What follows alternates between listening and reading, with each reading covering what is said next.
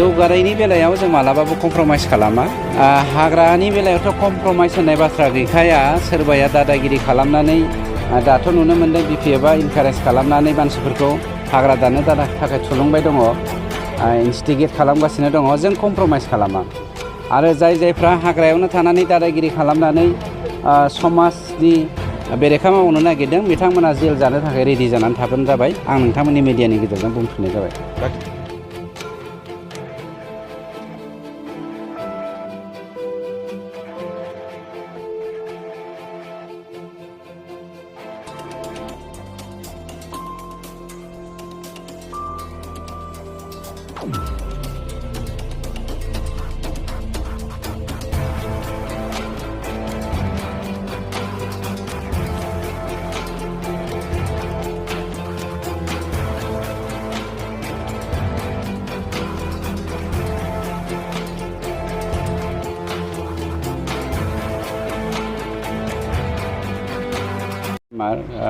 বিটিআৰৰে এইটো সমষ্টিত PNRD ডিপাৰ্টমেণ্টৰ পৰা, ফৰেষ্ট ডিপাৰ্টমেণ্টৰ পৰা, লেণ্ড এণ্ড ৰেভিনিউ, PWD সকলো ডিপাৰ্টমেণ্টৰ পৰাই অলপ নহ'লেও মানে অলপটো আহিছে, বেছি নহ'লেও অলপটো আহিছে।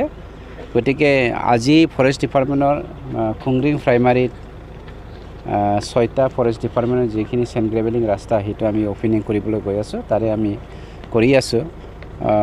ৰাইজে খুব শান্তি লভিছে আৰু য'ত নেকি 2002 চনৰ পৰা এইটো অঞ্চলত কোনো ৰাস্তা পদূলি একোৱেই নাছিলে। মানুহে বেমাৰ আজাৰ হোৱাৰ সময়ত হস্পিটেলত নিবলৈ খুব অসুবিধাত পৰিছিলে, ল'ৰা ছোৱালী স্কুলত যোৱাৰ কাৰণে অসুবিধাত পৰিছিলে। গতিকে আমাৰ চৰকাৰে এইখিনি কামটো কৰিবলৈ সক্ষম, ভাল লাগিছে। নাই, আমাৰতো ডেভেলপমেণ্টো হৈ থাকিব, শান্তি, প্ৰগতি আৰু উন্নতি। সেই কথাটো লৈ পেলাই আমাৰ যি মূল মন্ত্ৰ, সেই মন্ত্ৰটো লৈ পেলাই আমি কাম কৰি আছোঁ। আৰু বৰ্তমান আমি বিশেষকৈ গ্ৰীণ যি ৰিভলিউশ্যন, এই গ্ৰীণ ৰিভলিউশ্যনটো আমাৰ ইয়াত আনিবলৈ আমি সক্ষম হৈছোঁ বুলি আমি ধাৰণা কৰিছোঁ। দিनै নोंथाङा नोंथांनि समस्थियावहाय दोंद' लामा आरो बेखेवबाय। फरेस्ट डिपार्टमेन्टनिफ्राय मोनद' लामा दिनै जोङो अपेनिं खालामदों। रायजोफ्रा दा थाबायजेननायखौ बेयाव स्टार्ट खालामबाय। जोंनि बे हालामनि रायजो राजाफ्रा फ्राय 6000 मानसि बे प्राइमारिनि सिङाव दङ।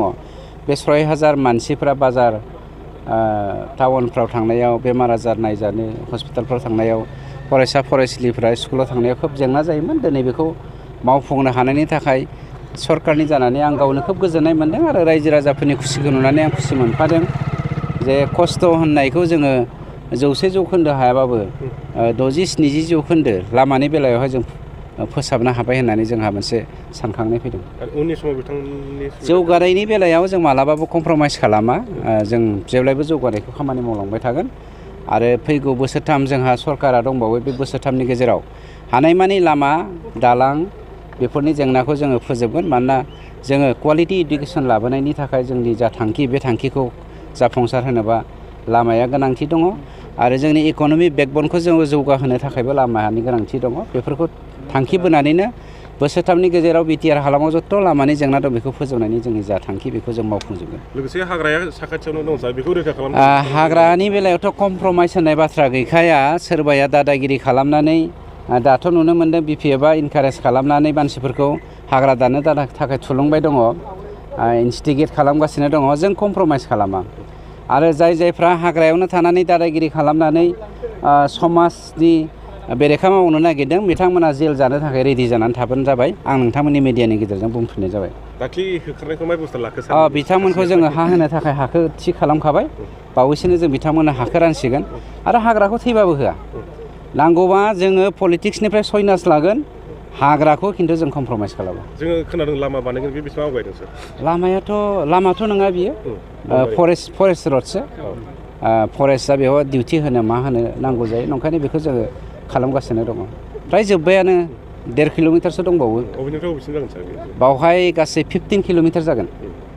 1.5 किल'मिटारसोल'सै होननानै आंनि इनफरमेसन हरदों मावग्राफ्रा। आं थांनाय नायाखै, थांनोबा प्रमान मोनगोन।